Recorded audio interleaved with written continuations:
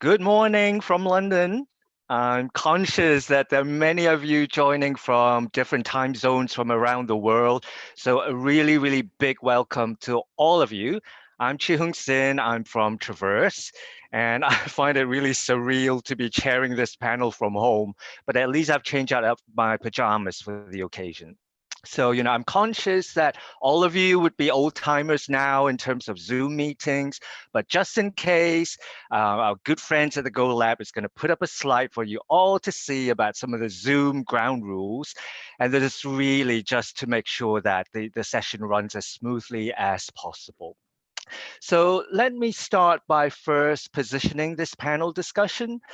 I've always been fascinated by how an idea that originated in the UK in 2010 has traveled around the world, and that all these very, very different contexts and countries ended up settling for the same answer to their very, very different needs. So you can see on the slide now, just how the impact bond landscape has been changing through time. So how did this happen?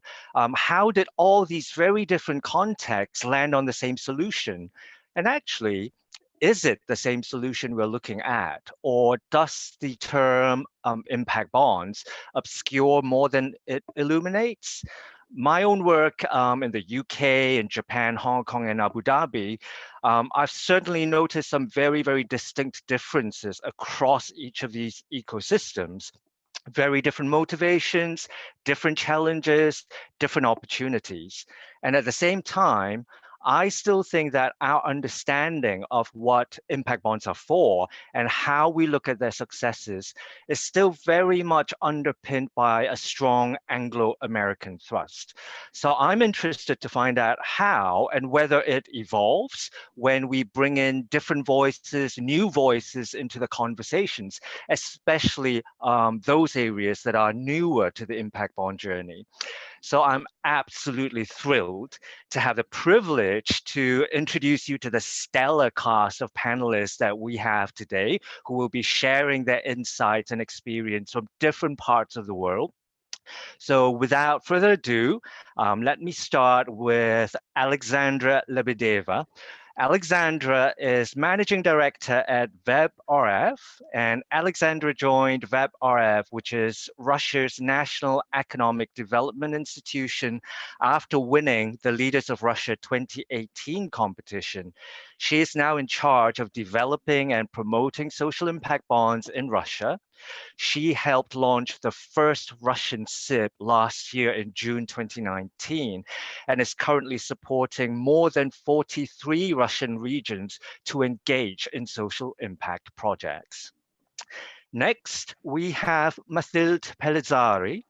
Mathilde is a PhD student with the Impact Invest Lab in France, and she's conducting research into social impact bonds in collaboration with the Center for the Sociology of Innovation.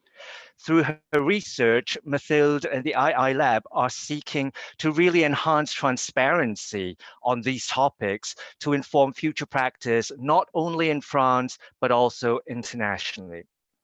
Moving from France to Germany, I have the pleasure of introducing you to Nina Zundorf. Nina is advisor to the German Red Cross, where she has been leading on their impact investing work, and she developed the social impact bond on loneliness and isolation in preschool children. I think there's a fascinating arc in Nina's engagement with impact bonds, because actually she started in the government and policy context here in the UK while being senior policy advisor at the UK Centre for SIPs. And she's now embedded in a service provider context in Germany. So fascinating history there.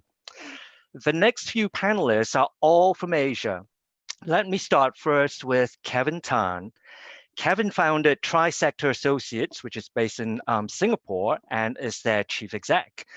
In 2019, he was listed by Forbes Asia as one of its 30 under 30 social entrepreneurs, and he's been building up a portfolio of projects throughout Asia Pacific. Previously, he served in the Boston office of Third Sector Capital Partners, where he led a series of pay for success portfolios and also contributed to the development of the social impact guarantee, which I know I'm very interested to find out more about. Staying with Asia, but moving from Singapore to Japan now, we have Ken Moriyama. He's managing director at K3, a boutique consultancy supporting local governments such as the Hiroshima Prefecture, the Osaka Prefecture, as well as a number of central government departments on the use of impact investing to improve better public services. Ken also works as seed investor for several social enterprises in the areas of climate change and poverty alleviation in Bangladesh, Nepal, and Vietnam. Last but not least, we have two colleagues from the Development Bank of Japan. Ryota Nakamura is associate at the Structured Finance Division and has a track record in project financing for major transportation, infrastructure, and PFI projects. His colleague Yasuaki Tojo is associate at the Innovation Promotion Office at the DBJ, and Tojo-san has a track record in debt and equity financing for both Japanese and non-Japanese trading companies. In April last year, they came together and launched a new project within the Development Bank of Japan to promote the use of social impact bonds as a new type of public-private partnerships. So there you have it, a very illustrious panel of speakers. So hands up, I can't say that I'm great at chairing complex discussions over virtual conferencing. So this might not be easy for me. So I beg for your forgiveness in advance if there are any glitches. It's really no reflection at all on the quality of the panelists we have today. So to give you a clearer focus on today's very, very broad topic so that we don't actually end up rambling, we have decided as a collective to actually focus on these four hooks as a basis for a discussion today. So these revolve around innovation as a rationale for engaging with impact bonds, and also how the problem of scale plays out as it relates to the different aspirations for innovation and what this means in terms of the cost and the effort involved in engaging in impact bonds. There's also a big debate around whether and how private financing actually adds value. Does it add value? And last but not least is just to look ahead in terms of what might some next steps be in some of these jurisdictions that we're hearing from beyond impact bonds.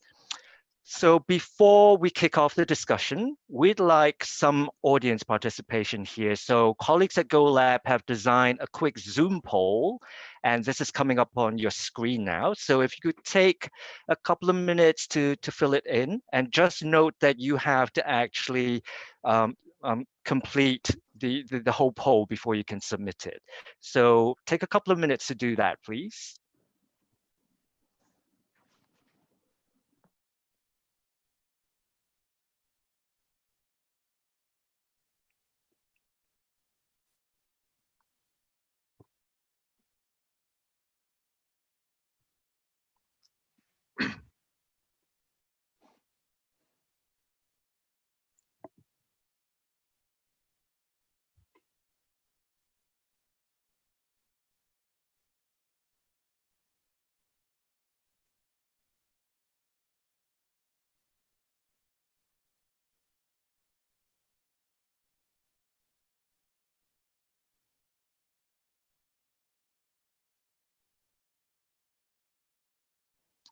Wow, so looking at responses for the first question about the main drivers for development of impact bond, interesting. It's seen as most of the responses are about having a greater focus on outcomes and performance management. What do the other responses show? So What approaches best support further development, system level change? I think this is not surprising, and it really follows on from the discussion and debates on day one of this conference. So does private financing add value? Well, majority said yes. So interesting, but a number of unsures. So let's just keep that in mind as we kick off with the discussion today. So let me stop the polling there. So let's get started. How did all these different countries end up with impact bonds as solutions to their problems? I think just about everything I read about impact bonds talk about them as they in themselves as innovations, but also that they're vehicles for promoting innovation. So is that really why we use impact bonds? Is that why all these different countries are engaging in impact bonds? And actually, what do we mean when we use the word innovation? So, Alexandra, I think I'm going to use my privileges as a chair to come to you first because I know so little about the Russian SIP. So, what are the motivations behind it, Alexandra? Thank you, Chihung, and hello, everyone. We kicked off yesterday with quotes from Shakespeare. So today I would like to start with paying tribute to one of the greatest Britons, Sir Winston Churchill, and paraphrase one of his famous quotes. Without tradition, government is a flock of sheep without a shepherd. Without innovation, it's a course. So when our team at WebRF learned about the new instrument of social impact bonds, we realized that it is a super reflection of our contemporary VUCA world.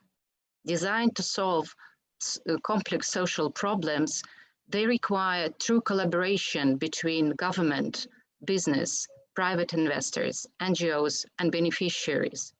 And during last months, we see a big change in rhetoric when it comes to public spending, business role in society, and social impact. COVID-19 has shown the deficits in the current system financing the social sector in its broadest meaning, healthcare, education, and social services. And recently, the Accounts Chamber of the Russian Federation, the Supreme State Audit Institution, published a memo about the potential of using theory of change in strategical government planning and project management. So, in my opinion, social impact bonds can be one of the answers to the question how we involve private investors in social sector development and give public authorities possibility to implement the adaptive government policy. And every true innovation is always disruptive. So it contradicts the logic of stability and predictability, which is very important for the government as the chief guardian of the society. So that means if the government wants to develop towards more effectiveness, it needs to disrupt itself. And that means danger to the existing status quo. And that means more accountability. Because if you dare to accept own imperfection and admit room for improvement, this means that you stop pretending like we always did it this way, by the book, and it always worked. It means that you admit that you don't know all the answers, but you're ready to ask the right questions and trust others with more hands-on knowledge, that would be NGOs, and more expertise, that would be impact investors, that they can help you to improve the system. But you don't shift the responsibility altogether, you share it. Because once the success of social impact bonds becomes confirmed, it is crucial, in my opinion, that it is the responsibility of the public authority to make it as widespread as possible and implement new practices in scale. Thank you, Alexandra. It is so interesting to hear how COVID-19 seems to have helped surface a number of areas that Russia feels that innovation is required. And I think that certainly resonates here in the UK. But I'm also so fascinated to hear about Russia's aspirations for adaptive policy making. And it's so interesting to hear that people are thinking of putting in theories of change approach in strategic policy making, but also what you just said about disruptive innovation. And I think you're right. It takes people of courage to actually, want to let go of stability and predictability. So I'm sure we'll come back to that issue later on in the conversation, because, I have questions certainly about how realistic that might be. So I would like to come now perhaps to Kevin, if I might come to you next. As someone who has been working with multiple contexts across Asia Pacific, East Asia, are some of these aspirations for innovation that Alexandra has talked about from Russia, so policy, service, etc., are some of these aspirations for innovation realistic in some of the contexts that you've been working in? Thanks, Cheong, and hi, everyone.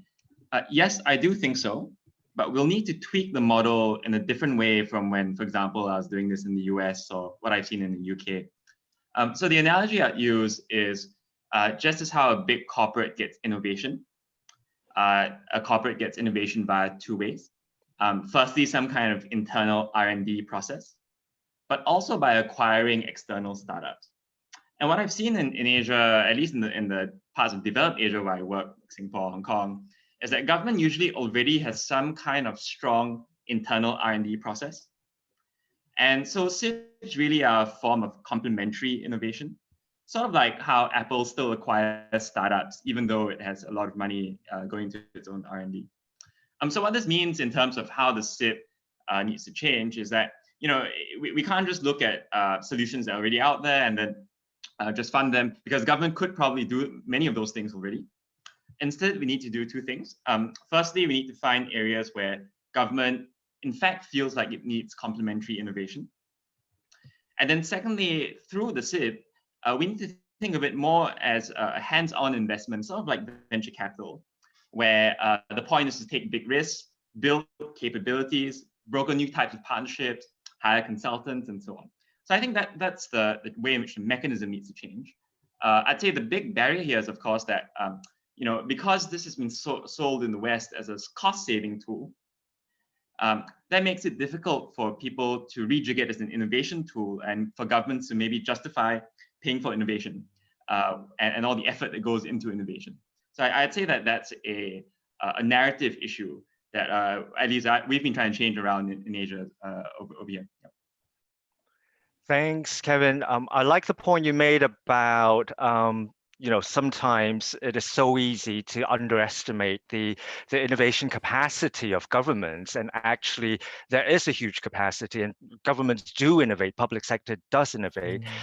Just reflecting on what's been happening here through COVID, for instance, we have been seeing that in action, not just from the public sector, but also from the social sector, the voluntary sector. The amount, the volume, the type of innovations have actually been quite astounding. So I completely agree with what you just said, that. And I think you made a compelling observation there that there's perhaps a gap in terms of some of the aspirations and the reality of expectations of innovation and how it could be achieved, at least currently, through impact bonds. So that's absolutely fascinating. Thanks, Kevin. Ken, can I move to you next? Because I think, looking at the audience Zoom poll earlier, where, the single largest chunk of responses was people think impact bonds are used to give us that outcomes focus, because that focus is really helpful in raising performance, etc. So obviously, we know that it's often been claimed that the outcomes focus of impact bonds creates those opportunities for, say, flexing around delivery, around resource deployment, etc. Do you see this happening, and do you see this as being the reasons why people engage in impact bonds as a means of supporting innovation through that outcomes focus? Thank you, Jihon. Hi, everyone. This is Ken from Japan. My short answer to your question is yes. It seems like SIBs have been effective in promoting innovation, but I don't think it's proven yet. So the outcome focus of impact bonds may be a double-edged sword when it comes to innovation, because there's a perspective that focus on outcomes can encourage innovation of public service, but at the same time, there's an opposing view that very rigorous impact measurement or performance measurement may actually stifle innovation. So I've looked at SIVs as an investor, as a service provider, and also as a public a policy advisor. And as a service provider, I thought the SIV structure was somewhat suffocating when it comes to really innovating your service or just taking a very iterative approach to doing something innovative. So I think we need to have a realistic expectation about SIVs contributing to the innovation. Great, thanks, Ken. I think what you've said there really links back to some of the debates yesterday that we've been hearing about the tension. I think yesterday was about the tension between supporting the relational focus and opportunities presented by impact bonds, but also simultaneously imposing these quite often rigid performance management regimes. And I think what you were saying there points to perhaps some internal contradictions that we haven't quite worked through yet in the impact bond world, that there are claims and the realities, and there's this bit of a gap currently of unfulfilled potential.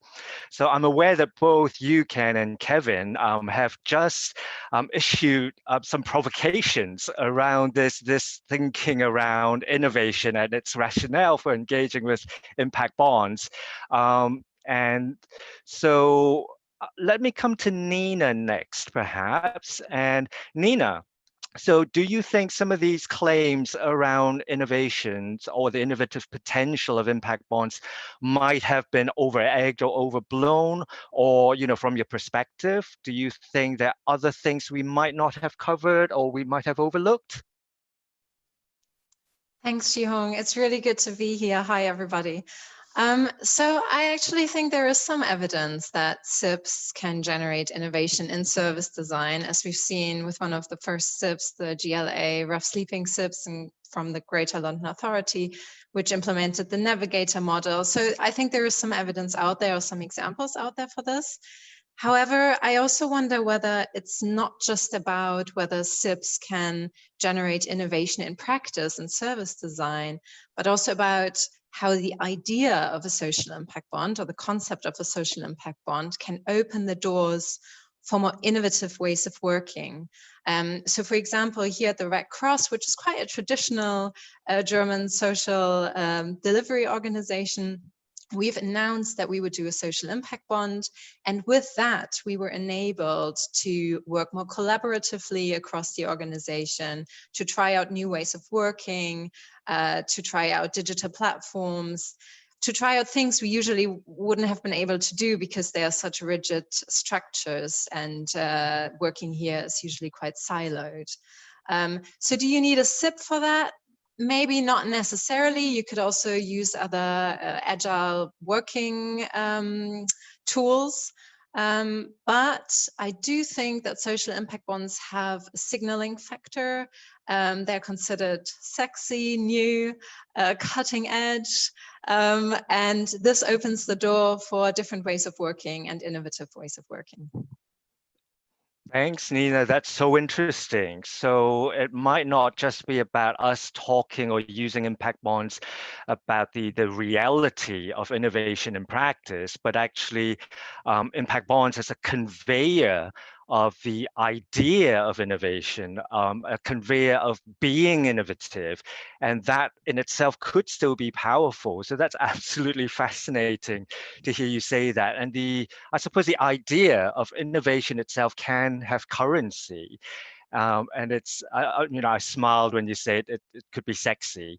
I don't know what that says about us, but I'd like to think we are. But, so I digress. Sorry, I'm a bad chair. But I'd like to come back maybe to a point that Alexandra, you were making earlier, which is about innovation being disruptive. it'll be really interesting to see how this ends up being playing out in Russia, as I mentioned earlier, but also in different political contexts. I think on that note, Mathilde, could I come to you next to invite you to share your thoughts about how this disruption, this disruptive potential for innovation may play out, maybe in the context of a strong welfare state system like the one you have in France. So Mathilde, over to you. Thank you. Hi, everyone. Yeah, and drawing from Nina just said, I think this tiny instrument that is SIBS raises questions way bigger than it is. Where should innovation happen then? Should we innovate within or outside the current political tradition?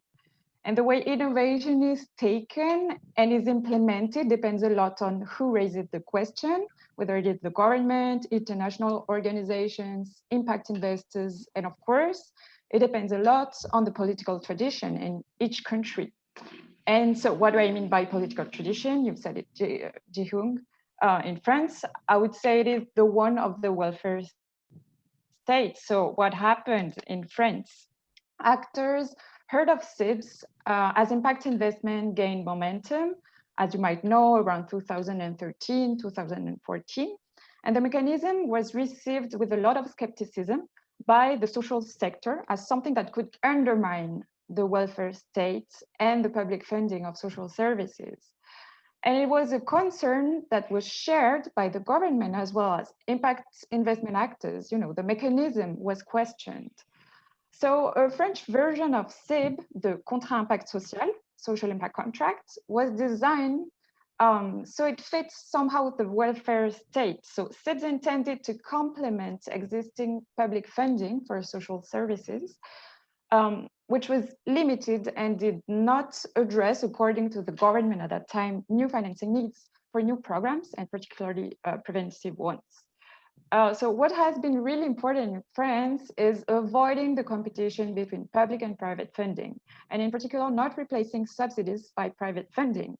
So a call for projects was launched. It was in 2016, and it was open to third sector organizations with or without SIB partners with no restriction on the topic.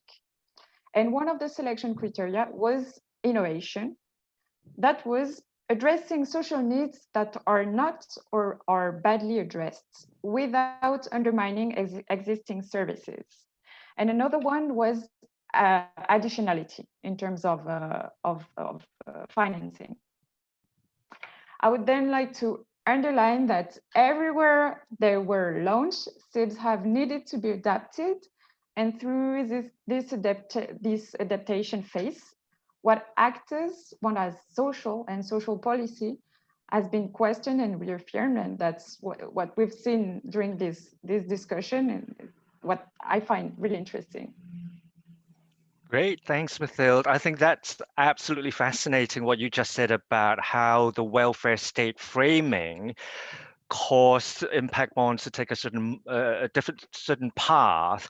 And I think just looking at some of the comments from the audience, I think Enrique, you're also making similar comments and questions around the role of the welfare state and in some of the Scandinavian Nordic countries. So I think that's an issue we'll probably come back to. But staying on that point, might I come back to you, Nina?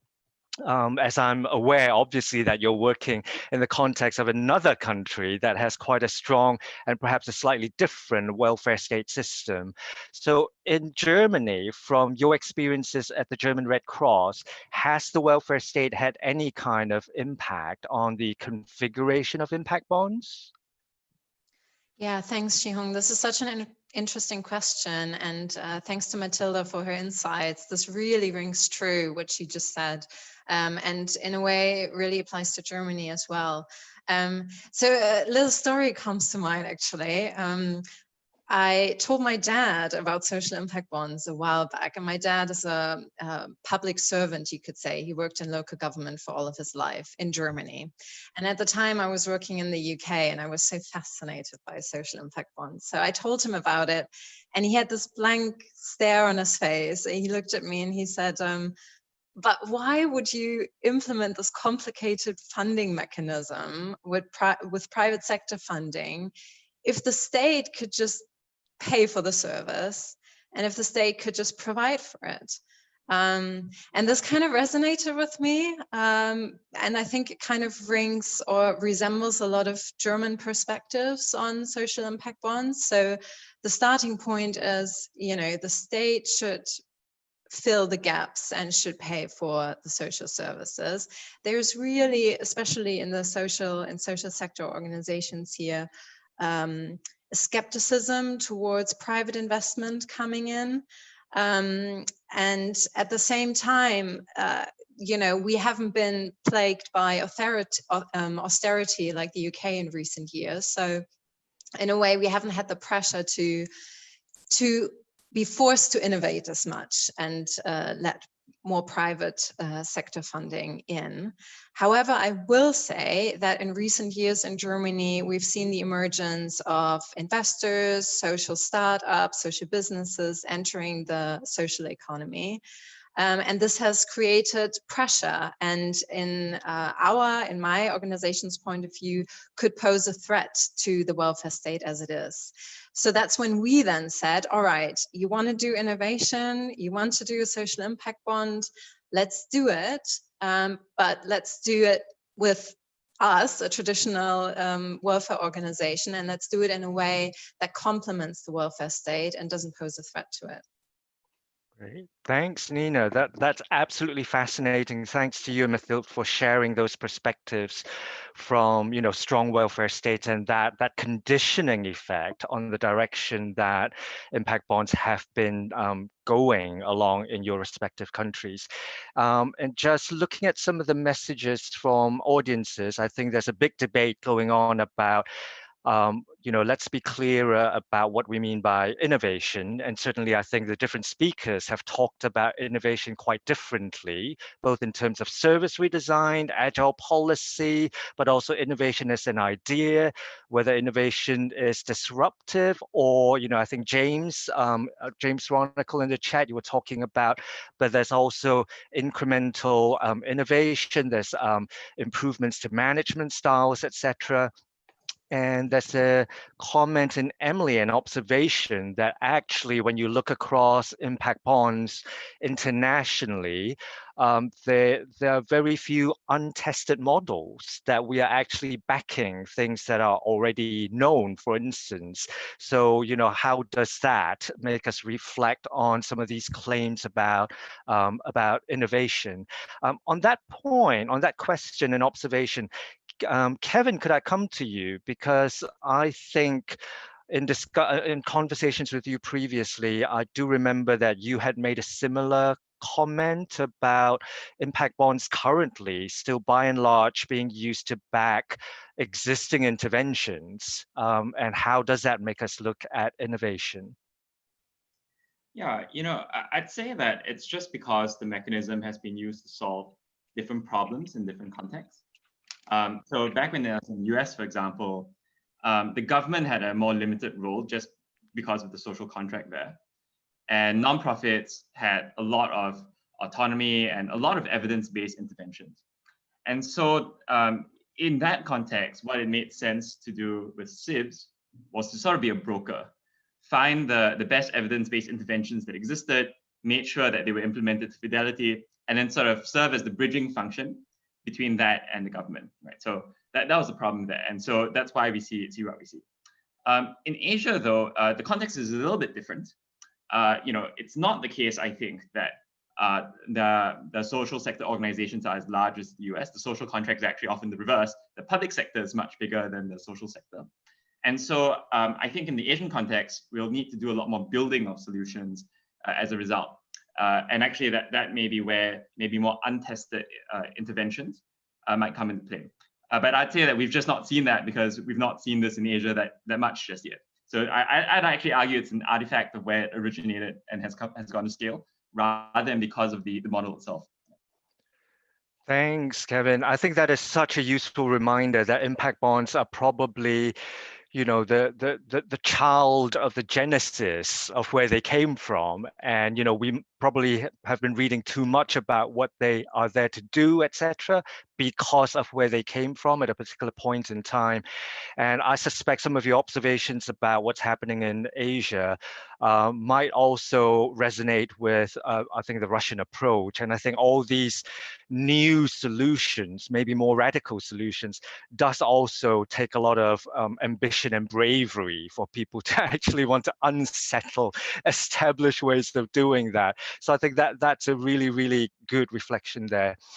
So for the audiences, please keep your questions coming in. We are monitoring them, and I'll try to pick them up and weave them into the conversation as we go along. So I'd like just to build on that discussion we've been having around innovation. What do we mean by innovation? Why are people doing these different types of innovations? And perhaps a gap between the reality and the aspiration. I'd like to move the conversation on about, given those different types and aspirations for innovation, what does that mean in terms of scale? Because we always talk about scale. I know here in the UK, we keep saying, we want to upscale, we want to upscale. It's not big enough. So I always have a question about, are impact bonds meant to bring about these transformative change at a scale, whether it's programmatic approach level or maybe reconfiguring wider systems like some of my work in Abu Dhabi has about? Or actually, is it the other way around, that actually you have to do something to the system first before impact bonds can take off at scale? Mathilde, I'm just interested in what you were saying earlier about the French journey. So could I perhaps come to you about how has this issue of scale been playing out in impact bonds, in what you've been studying in France and maybe elsewhere?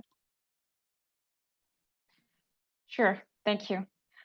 I think this question of scale is really linked, as you said, to the previous discussion on innovation and also on the type of procurement processes you put in place. So there are bottom-up approaches that would be, for example, commissioning from local authorities or calls for projects that are usually said to be better informed, closer to the ground, but cumbersome and somehow one-shot.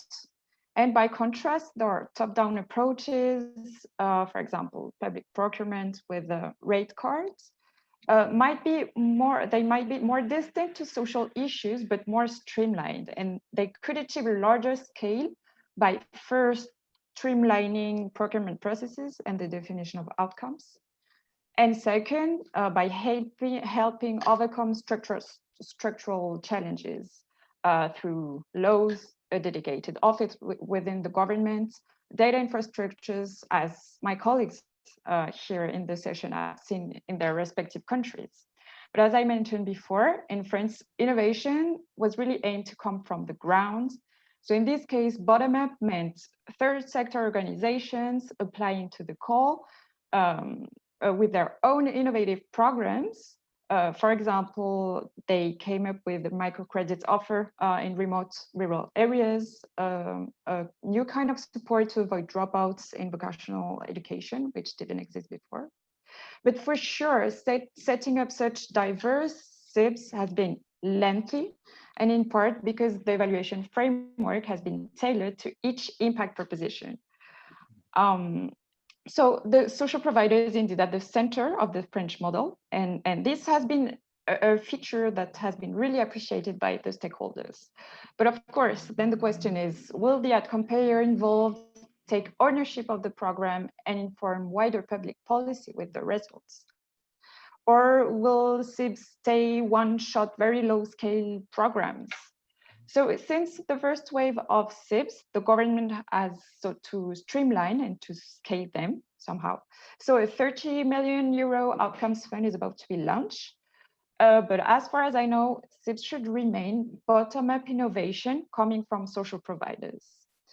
So this model might not achieve a large scale, but I think it has some benefits, maybe not only economic ones, but in terms of the relationships created, the kind of collaboration that is put in place, the policy exploration that this kind of collaboration entails, and also the possibility for advocacy work by the social providers are really interesting features of this kind of bottom-up approach.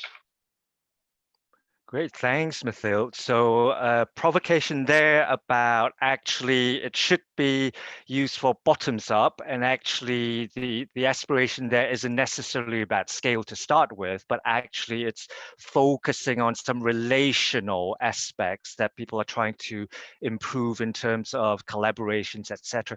Absolutely fascinating to hear that proposition for a bottoms up approach originating from France. Might I come back to you, Kevin, because this links to something you were saying earlier in one of your responses about the government's role, especially in Asia, and especially in how the types of problems that we might be trying to solve in Asia.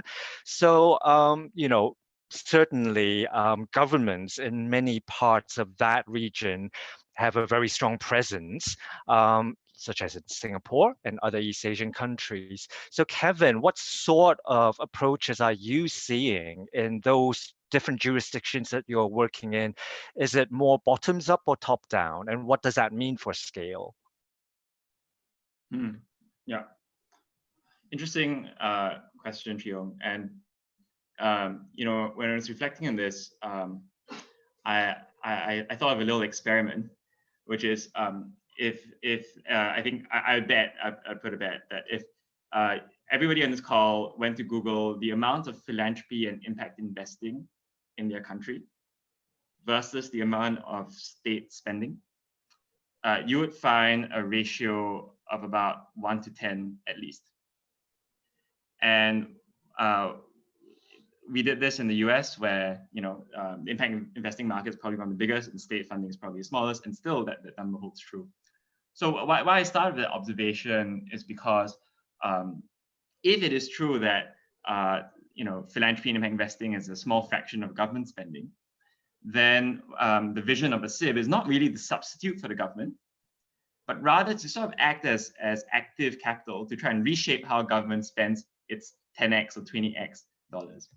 So what I'm seeing in my side of the world is that it's very much I think a bottom-up movement trying to change how it is that the much larger, more entrenched system of spending spends its money. And I'd actually argue that that's fine, because, you know, to the analogy earlier of SIBs as venture capital, if you think about how startups disrupt the system, on the one hand, you know, they do so directly by bringing in new solutions and then selling them to big companies sometimes. But on the other, they also do so indirectly, because, for example, in fintech, you know, every bank worth salt now also has learned from the fintech competitors and brought it on board. So by analogy, I'd say that SIBs, they're gonna, even if they were small, I'd say that they have an impact at the program level, but even more so at the practice level, where a lot of the best practices that are coming out in terms of measurement, active capability building, those are things that hopefully diffuse into the broader system, that 10x or to 30x, that come out from these innovations that are starting from the much smaller base. So I think it's fine that SIBs are small, because I think the innovation mechanism by which they work doesn't depend on them being big. Great. Thanks, Kevin. That's a very useful reflection on the issue of scale and also bottom-up versus top-down types of approaches. On that note, I'd quite like to come back to Alexandra, because you know, what might be happening in the Russian situation. Are you adopting, what sort of approaches are you adopting around impact bonds? Is it likely to be more top down, or have I, you know, completely made the wrong assumption? So Alexandra, your thoughts? Yes, thank you, Chihung. You know, it took us 18 months to start the first SIB in Russia with our partners, the Far East Development Fund as investor and the High School of Economics as service provider. And during negotiations, we were confronted with reluctance of regional government authorities to try the new instrument. To them, the idea to start a project where we all agree and know the desired outcomes, but we can't say upfront what exactly we will be doing during the next 3 years, seemed very risky. But we were extremely lucky that the head of Yakutia government, Mr. Vladimir Solodov, was inspired by the idea of social impact bonds, and he gave us and his team full support and encouragement. But as we didn't want to go the hard road again and again, we realized that regional authorities need federal approval and guidance on how to proceed with social impact bonds. So we presented this idea to the Ministry of Finance, and they just recently published the concept of increase of public spending, the increase of effectiveness of public spending. And it stated, among others, the need to ensure the connection between public spending and the results of the actions taken. And around the same time, the government of the Russian Federation committed to the use of project management officially, and the National Projects Agenda was born, which is a plan for execution of development projects in 13 key areas, from healthcare to infrastructure projects. So social impact bonds, in our opinion, fitted into this picture quite nicely. So the federal government decree on social impact bonds was approved last November, and the pilot phase in Russia began. And I think that our top-down approach reflects the government system of decision-making in Russia, which is a necessity for such a big country, which has, by the way, 85 regions in 11 time zones. Speaking of which, for example, right now we are working on social impact bonds with Vladivostok and Kamchatka, which are 7 and 9 hours ahead of Moscow time. So you can imagine how difficult it is to spread the impact in such geography.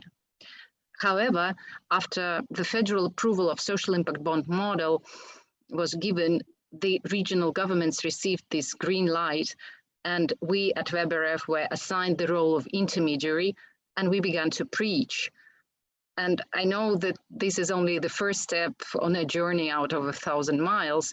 So for us, the next steps would be to create a system which would support scaling of the outcomes-based contracts and social impact bonds, and pay for success projects, and ensure that the best practices proven by social impact bonds will be implemented countrywide. So this is where our liaison with the federal government continues, as we are now working on the way how we can incorporate social impact bonds into the national projects agenda and make the economies of scale play in order to leverage the high administration costs of development of social impact bonds. Great. Wow, Alexandra, the challenges of working in the Russian context with all those different time zones, absolutely amazing. You know, I'm having a nightmare just chairing this conference across how many time zones that we currently have. But I think that really puts an interesting slant on the discussion, you know, so whether top down, bottom up, in some political context, it's not a choice, a preference question. And what I seem to pick up from what you said in Russia is, if you don't do it that way, top down, as a must do, nothing happens. So in some political systems, it's not necessarily a choice question, which has, you know, really interesting scale implications. I'd like now to actually build on that point by going over to Japan, and maybe I'm going to Tojo-san from Development Bank of Japan and come to you for Japanese perspective, because I'm aware that if I'm not wrong, in the first year of the Japanese journey on impact bonds, Japan also similarly had quite a bottom-up approach, but I understand that things have been changing in Japan. So Tojo-san, could you kindly share your insights about what's been happening in Japan recently? Thank you, Jason. Hi, everyone. Let me briefly explain the Japanese market first. So, after the first SIP was formed in UK, the Japanese government started to investigate the structure of SIP and consider how to create SIP project in Japan. So with the cooperation of ambitious service providers, local government, and foundations, the first SIP project is in Japan started in 2017 in healthcare field. Since then, the private sector, which are eager to contribute ESG or sustainable development goals also, has shown great interest in entering the SIP market, and now 2 or 3 products are organized every year in Japan. So it may sound like everything is going well, but in fact, there are many challenges. So complex contracts or very conservative decision-making process in local governments are challenges. But the biggest challenge is the project itself is very small. It is because local governments don't spend enough money for new approach. The scale of the most SIV project in Japan are around 200 or 300,000 euro. As it can take over years to set up one project, the amounts may not be attracting incentive for service provider or investor. Even in the private sector who experience SIV project in Japan, many of them feel that SIV is not sustainable and don't want to participate in the market anymore. So in this session, the Pay for Success Promotion Office, which is newly established last year in Cabinet Office, is making effort to promote SIV for formation of local governments, such as creating guidelines or offering consulting services also. They also recognize scale as a key factor in the market and consider to establish an outcome fund in Japan, but they hesitate to create a new subsidy. So one of our mission is to let them understand the potential of SIV project, and at the same time, we also appeal them that the outcome fund is actually not subsidy, but a budget to buy social impact. That is really fascinating, Jojo-san. Thank you so much. And it really nicely encapsulates the evolving Japanese experience and how that has led you to this particular point in time where there seems to be more interest in Japan for system level interventions. So I think your PFS office from the Cabinet Office in Japan sounds absolutely fascinating. And it's also interesting that you mentioned that somewhat maybe misunderstanding about the purpose of an outcomes fund in Japan from the Cabinet Office and why you think it might be necessary or helpful to have an outcomes fund. So can I perhaps come to Ken next, because you also operate in Japan, but as you mentioned earlier, Ken, you wear so many hats. You're intermediary, you're provider, you're investor, you're policy advisor. Just quite briefly, how does this thinking around the need for an outcomes fund in Japan strike you? So I guess I'd like to start by pushing back on what Tojo just said, because I think that the Japanese SIV market has a pretty different context from the UK, in that rather than looking at SIVs as an asset class for investors, I think many commissioners and the Cabinet Office members see it more as a evidence-based policy-making tool. So it doesn't really make sense for the stakeholders to bend backwards to accommodate investors when that capital is not really needed by the local governments. So as such, I don't see anything wrong with small SIVs or PBRs, as long as they serve the purpose of innovating the public services. So, and I think that that's the idea behind the Cabinet Office PFS promotion office in Japan, because they're going for launching 100 small projects over the next couple of years, as opposed to trying to build like a bigger and longer term SIVs. So I think the Japanese stakeholders have finally realized that perhaps we should take a different evolutionary path in order to achieve the goals that are being aimed by the SIVs. So that's my first comment about what Tojo-san said about the SIV market in Japan. Great, thanks, Ken. So I'm conscious of time. We might be slightly running over, my fault. But I think it really shows the importance of context and specific phases, even within a certain context, that lead to different types of response. I don't think I'm going to encourage the discussion to continue along the lines of, say, outcomes fund or no outcomes funds, because I'm aware that there are other sessions in this conference that actually deal more explicitly with this whole topic about outcomes funds. So just looking at some of the questions, I'm going to try to wrap them up in some of the discussions we're going to have now in relation to the role of private financing. So I think, Jesse, you had a question for Mathilde and Nina about how do people navigate the conflict between the encroachment on the welfare state and how do we structure projects to alleviate these kinds of concerns. So Mathilde and Nina, that's just a question that Jesse has been posing in the comments. But rather than take that question right now, could we, because I think it really plays into what we're about to chat next about, so what is the role of private financing? Does it actually add value? Because it does create these kinds of resistances and potential conflicts in different jurisdictions. So when I come back to you later, Mathilde and Nina, just bear that question in mind. So obviously, one of the key things about impact bonds is, it leverages in private financing, and that is one of the ways of actually, attracting people to the whole enterprise.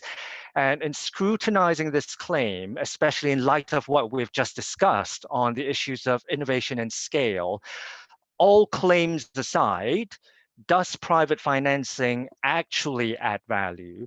And if so, how?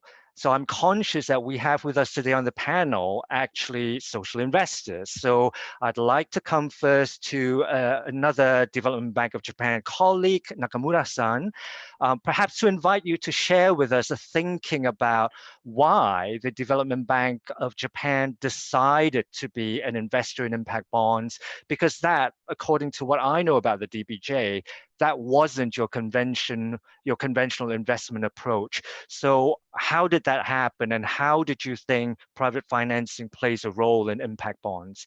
Nakamura-san? Thank you. Hi, everyone. The reason why we decided to enter social impact bond market is that impact bond is strongly connected to our journey so far. DBJ is a Japanese governmental financial institutions, and our mission is design the future with financial expertise. In other words, we have supported the development of a sustainable business model in Japan through our investment. Our investment strategy is to pursue both economic and social value. So I will not go into the detail about that, but I would say that social impact bond is closely aligned with our mission. So what we want to achieve is to contribute to spread the social impact bond scheme in Japan to address social problems. Through our domestic and overseas market research, we are sure that the impact bond is a good way to promote the collaboration between the public and private sectors towards solving social problems. However, unfortunately, in Japan, most financial institutions do not play an important role in this market. It's because external capital is not always necessary based on a small-scale project. Furthermore, it's not easy for investors, especially traditional commercial banks, to evaluate how much social impact it produces. So most investors hesitate to take deep risk. As a result, it seems to me that investors are not considered as a real member of the social impact bond market in Japan. So we want to change this situation. In the fall of 2019, we deepened the relationship with Bridges and decided to invest in its latest fund. Through its investment, we intend to gain advanced knowledge about how to use outcome-based structures to solve social issues. The important thing is that investors provide not only upfront funding, but also additional support for management to ensure that the project meets its performance objectives. Of course, this hands-on approach is not easy for investors, but especially in Japanese context, it's necessary for investors to show their presence, which leads to the development of a large-scale project and expansion of this market. Great, thank you, Nakamura-san. I think it's so interesting to hear that the DBJ has invested in a fund being managed by Bridges Fund Management that's based in the UK. Because, I think those of us who are familiar with Bridges know that they're quite proactive and hands-on in terms of their role as social investors. And just thinking about some of the evaluations I've read about impact bonds and their success, investor behavior has been mentioned in some areas as being a contributory factor to the success of some impact bonds. But I just want to come back to the question that Jesse was raising for Mathilde and Nina about this encroachment onto the welfare state. So, hearing what you were saying from the DBJ and with the Bridges example of being quite active, hands-on social investor. Can I come to you first, Nina, with Jesse's question in mind? From the provider perspective of the German Red Cross, what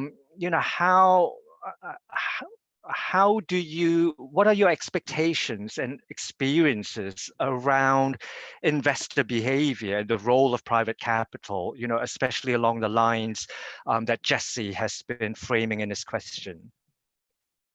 Thank you very much for that question. Actually, I think from our perspective, the investor being very hands-on could be seen as difficult. So while I do think there are many situations where an investor can definitely add value, we've made experiences where the investor wanted to be hands-on and involved in the construction of the SIP from the very beginning. And again, this raised concerns about, okay, to what extent do we want investors to be that involved in the construction, the design of social services and a social impact bond that will implement that social service. So that is a real concern. It's a fine line to balance, I guess. And then I'd like to quickly come back to something Ken said, because that really struck me, and I'll come back to it later. But he said that in Japan, SIPs are by commissioners regarded as an outcomes measurement tool or something similar, or an evaluation tool, or that's why they're beneficial for commissioners.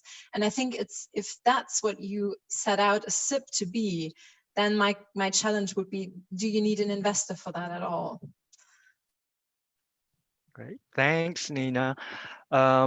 I think it's so interesting hearing what you've just said there, Nina, because one set of practice and behaviors that is seen in one context as maybe a good thing or a positive could actually be not be thought in those positive light in a very different context.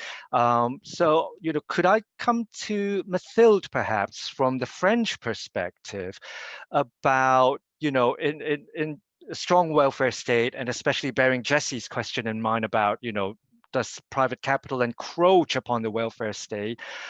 How does it, what are some insights that are emerging from your research about the expectations and behaviors around investors in the French SIPs? Mathilde?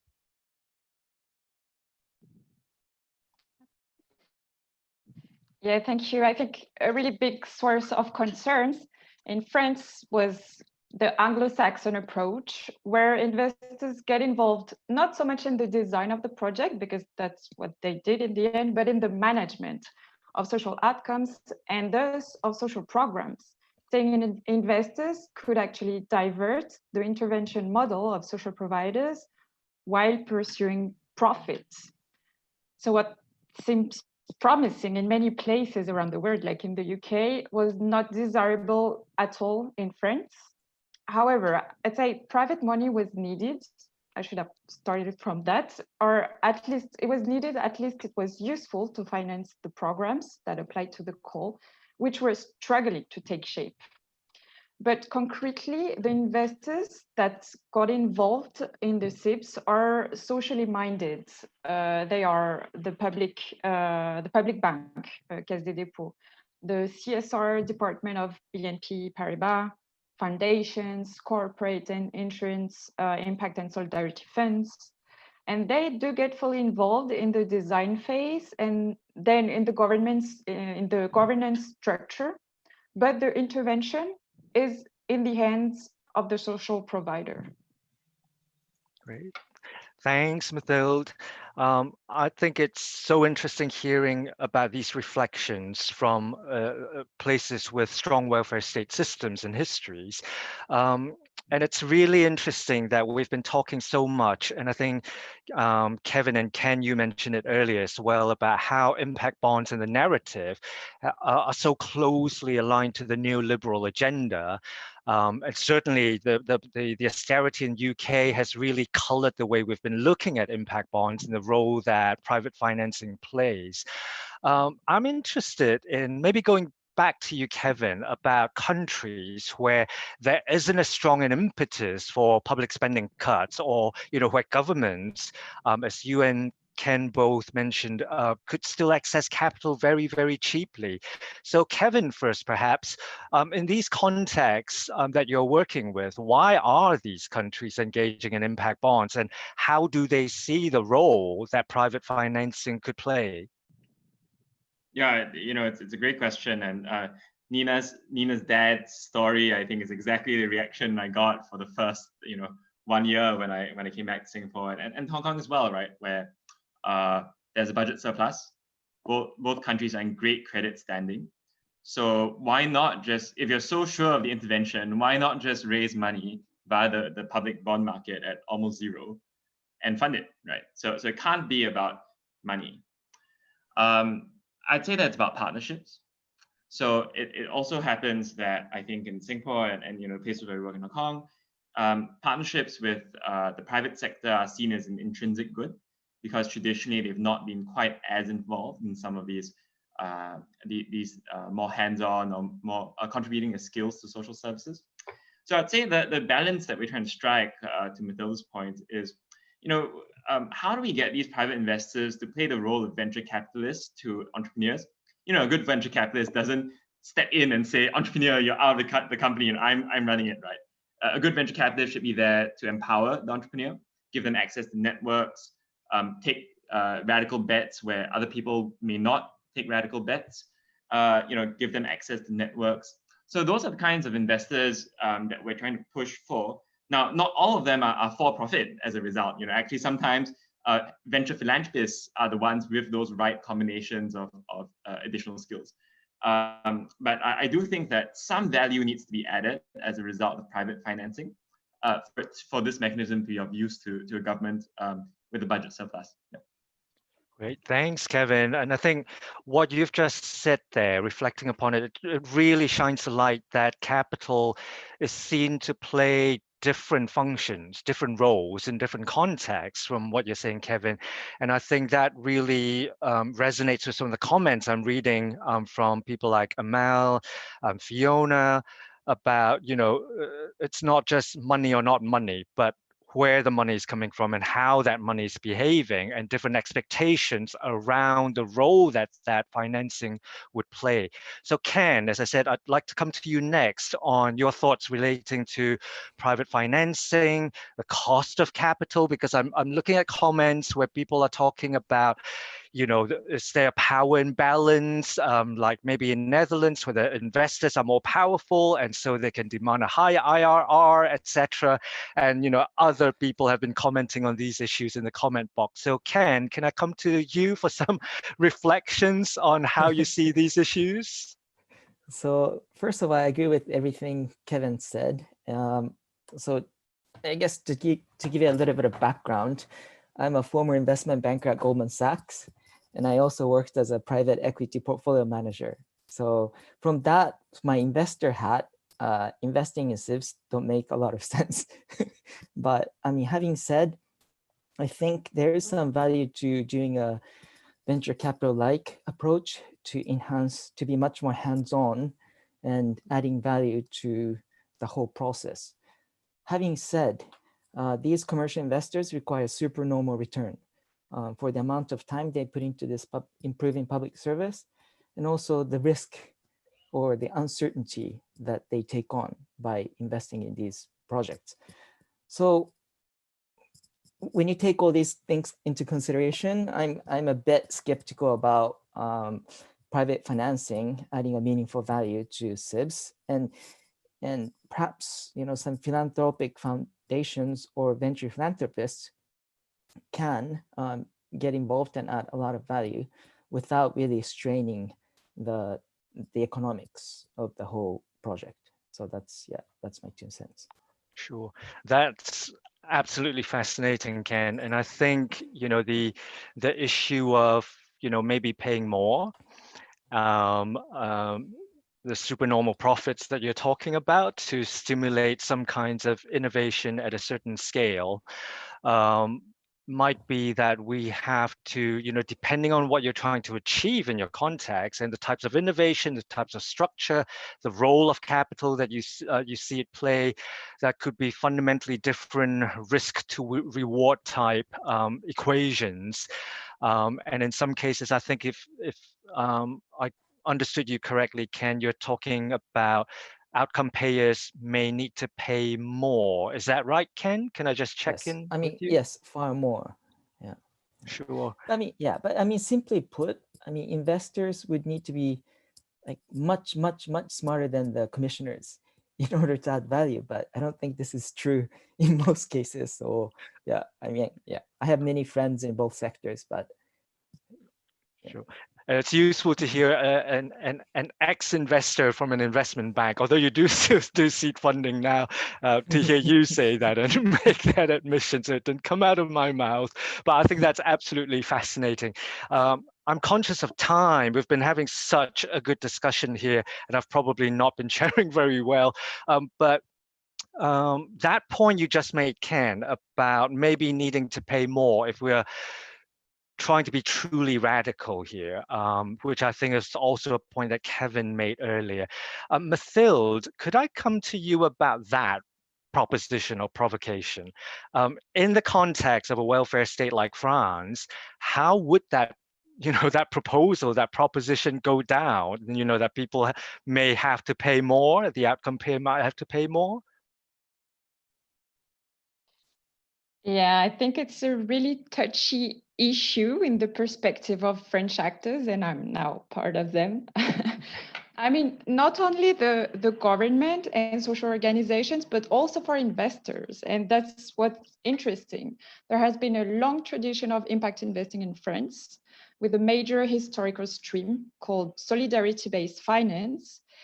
And solidarity investors are keen and committed to lower their financial returns as long as they get high social returns. So limited profitability is a core principle of solidarity-based finance. So in line with this tradition, profitability has been limited in SIBs, whatever the risk or the perception of the risk is. So current internal rates of return are capped under 5.5%. And it is part of ethical commitments around SIBs. So the previous proposition seems quite hard to implement in France. But however, in practice, investment have been really complex, non-standard, very time-consuming, and perceived as risky, and in the end, little rewarding. So the doubts and questions that have been discussed before still apply in the context of the French welfare state. The economic rationale of SIBs still can be questioned. So we'll see basically what comes next in terms of investment processes. Great, Mathilde. I think you might have frozen there. So I'm not entirely sure whether you finished your point, but you seem to have frozen. But in the meantime, because we've received a question from Catherine Howell in the comment section, aren't private investors taking and assessing performance risk in SIP transactions? And if each transaction is highly structured, illiquid, and that they have to be assessed on a case-by-case basis, is there really a way to scale? Ken, could I come to you quickly for a response to that question? Because I think that's something you might have views on. Can I pass this question?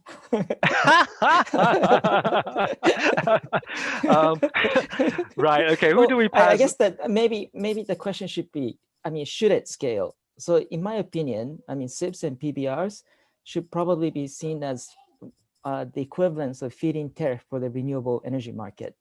So initially, you offer a very attractive price to the service providers or service producers, but eventually you need to move on to the auction, competitive auction market, and perhaps eventually to the free market or super regulated market. So it's, so I think before we talk about whether it can scale or whatnot, I think the question should be, I mean, should we scale it? Or what should the exit strategy for SIPs should be? And then maybe we should talk about the scalability question. I think that's a great prompt there. It's about exit strategy, because quite often when I work with people on impact bonds, they don't seem to have thought about the end before they started. So I think if people are clearer about the exit strategy and the objectives of doing that SIP in the first place, maybe we can have a better conversation about scale. But certainly for panelists, I'd refer you to the comments where there are lots of people talking about scale. Why should it be small only, etc. We probably can't resolve all that in the span of time we have left. So we'll take that into the informal conversations, I'm sure.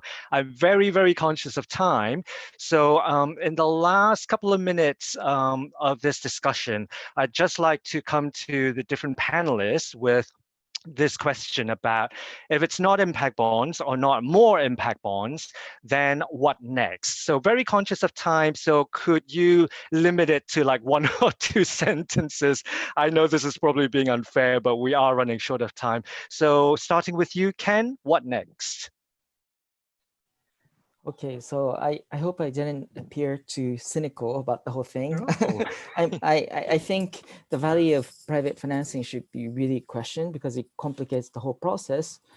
But maybe there are some situations where it really makes sense.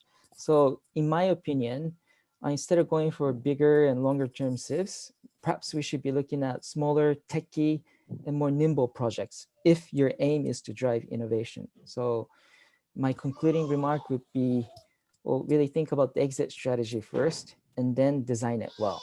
So in Japan, we have 2 initiatives. So both are called SIBs, Smart Impact Bond that uses IoT sensors and blockchain technologies, and also Social Impact Bonus. So instead of trying to get service providers to be more effective by hitting them with sticks, you give them carrots for generating radical innovation. So yes.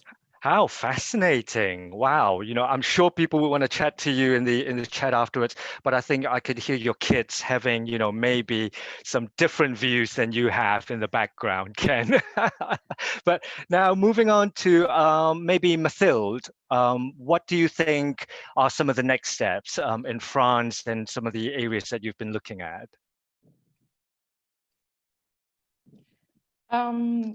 Yeah, I was talking before about some difficulties maybe to sustain the private investments in the future in France. So one novelty in France is a SIB investment fund, as it exists elsewhere, launched by BNP Paribas and the European Investment Fund. So this kind of mutualization of funding and management could definitely help engage more investors, though then it might go back to the question of capped internal rates of return. I don't know. And this is one thing. And another one is, well, to me, risk should be a crucial component of SIBs, even if there are other benefits than experimenting risky programs, other objectives. I think the risk is a fundamental aspect. And the risk return ratio is disrupted by the SIB structure. This could improve in the future. I'm not saying it's not possible. Social risks could be more easily assessed, for example, in the future.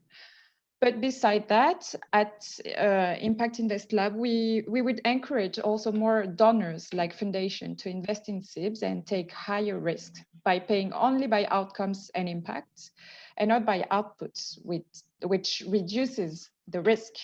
And this could maybe encourage more thorough evaluations to take place and more systematically. Great, thanks, Mathilde. I think this whole issue of bringing in new players, new sources of capital, absolutely fascinating because it changes the whole approach to risk and also payment. And I'm glad you mentioned the point about evaluation, because I noticed that there have been questions in the comments about, do people know of some good practice examples in evaluating SIPs? So if people could just, get in touch.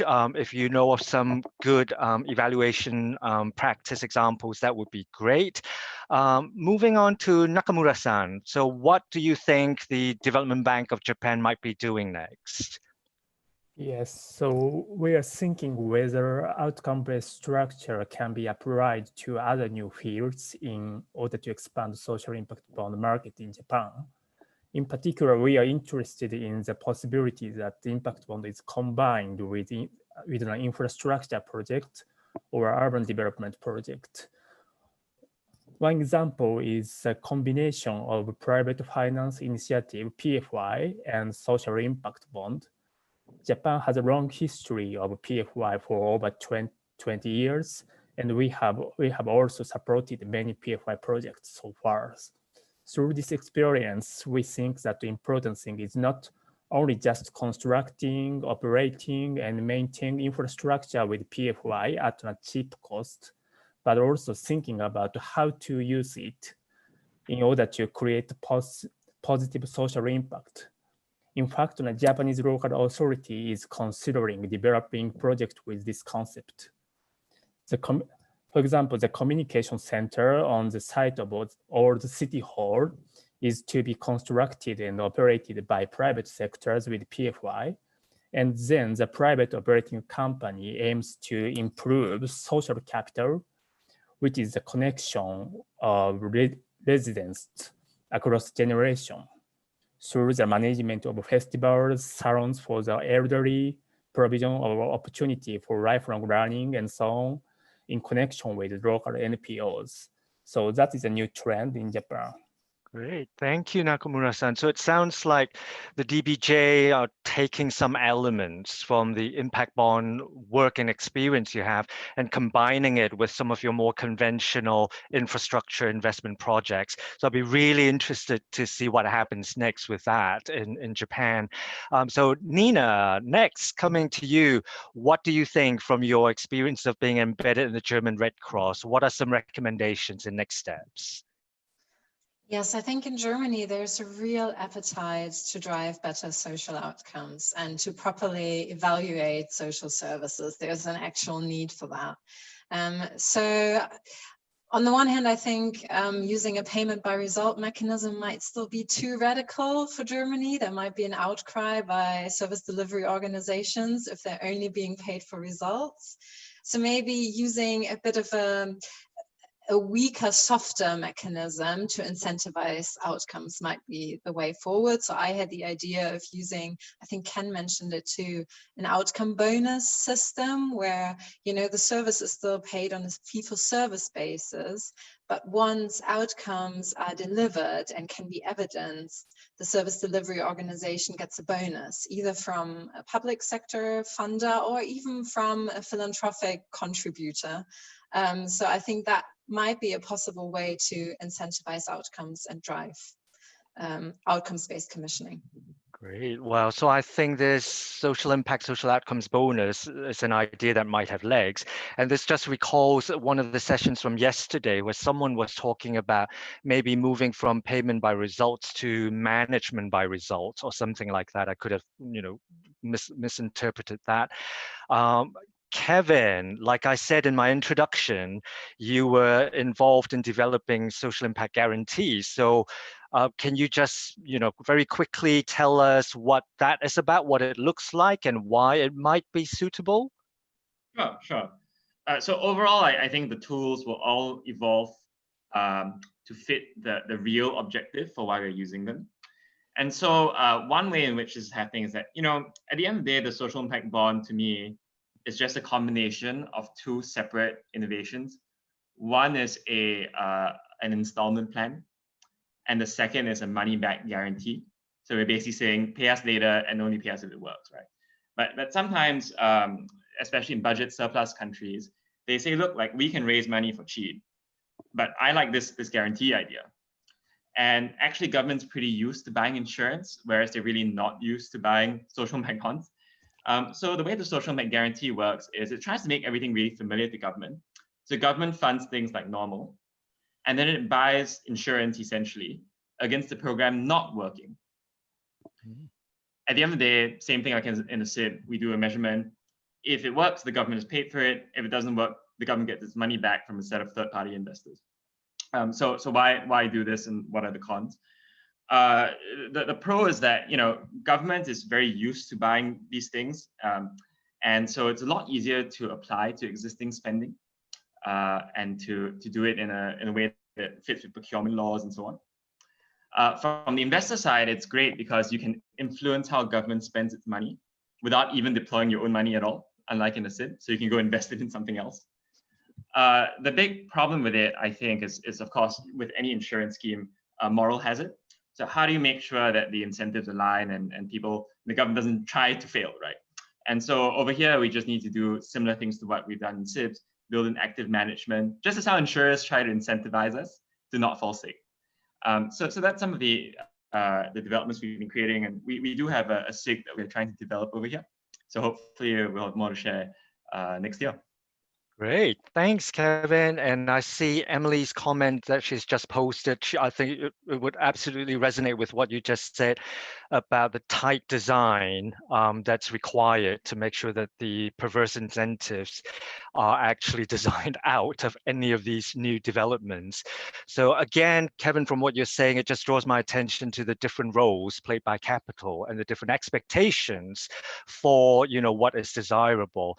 So last but certainly not least, can I come to Alexandra? Alexandra, just very, very quickly, if you may, what might be happening next in Russia?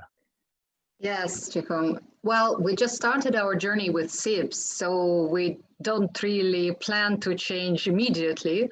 But what we definitely would like to keep is this data collection and management system, so that we spread it to social sector areas and start actually monitoring and measuring not only figures and finance, but also metrics that are connected to people. And the second thing is definitely connected with the way how SIBs are designed and implemented, and this is about cooperation. So you might know this African proverb that goes, if you want to go quickly, go far. If you want to go quickly, go alone. If you want to go far, go together. And I think this is the best illustration of the SIB model, and whatever happens with it, how different it can be in the few years. It's very important that different players, different people from different backgrounds, they still want to sit down at the table and work together. Great. Thank you so much, Alexandra. I love your use of proverbs. It just, makes me remember things because my mind is like a sieve these days. But I think that's such a useful way to perhaps end the discussion about, regardless of whether we're doing impact bonds or not, I think if we're serious about being outcomes focused, there are some gaps that we need to plug in each of the ecosystems. And really resonating with yesterday's discussion as well, it's about the relationships. It's about investing in that trust in the relational. So that's excellent. And I'm afraid we've run out of time. I've been trying to play in some of the questions from audiences as part of the discussion. we cannot hope to do, full justice to all these topics within the time allocated, because each of them would warrant a conference on its own. And we certainly hope that the discussion and debate would continue in the conversations that follow on from this session and certainly from the conference. So just closing remarks from me. We've covered so much ground today, and thank you so much to all the panelists for engaging and for the audiences for your wonderful observations and comments. I'd just like to crystallize a few points that I would be taking away from today. You may not agree with them, but hey ho, they're my points.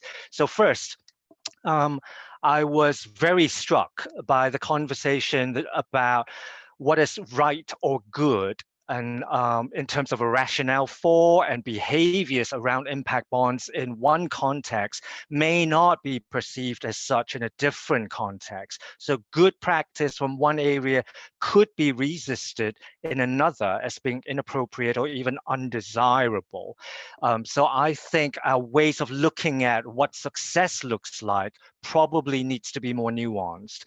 The second point is, we often hear about the desire to upscale impact bonds, and the issue of what's an appropriate scale really strikes me as being very dependent on the structural context and the aspirations within each of those ecosystems. And I think looking at the comments and the debates, that's probably how people feel as well.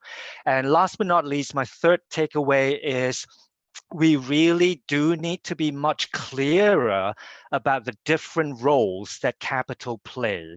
It seems clear to me that private finance plays a multitude of roles in different contexts. These different roles have very different and profound implications for risk to reward ratios, expectations. They fundamentally influence the types of players, the types of models of impact bonds, but also the variance of impact bonds. So those are just three of the messages that I'm taking away, and my mind is swimming with different messages, as I'm sure yours will be. So please stay on for the online networking and informal discussions in the Zoom breakout room. But before we do that, please join me in thanking our wonderful panelists for being so generous, not only with their time, but also with their insights and recommendations. You've been so engaged all the way through, and I've learned so much from that. And also a big debt of gratitude to Andrea and Tanya from the Go Lab, who have been working tirelessly for months to support this session logistically. And thank you to everyone for engaging and hearing us talk at you. I hope we've been able to play in some of your questions on the go anyway. But thank you so much, and please join us for the informal conversations that follow.